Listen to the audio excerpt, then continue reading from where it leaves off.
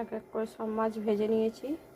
তো কড়াইতে মাছ ভাজার কিছু তেল ছিল, তাতেই মাছের ঝালটা বসিয়ে দেবো। প্রথম দিয়ে দিচ্ছি পেঁয়াজ,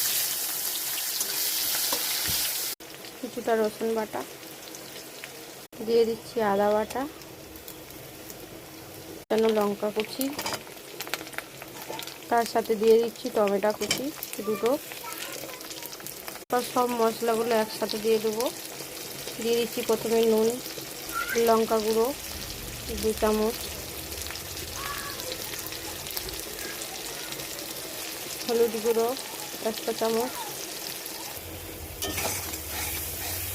কষা নিয়েছি। এরপর দিয়ে দিচ্ছি জল পরিমাণ মতন।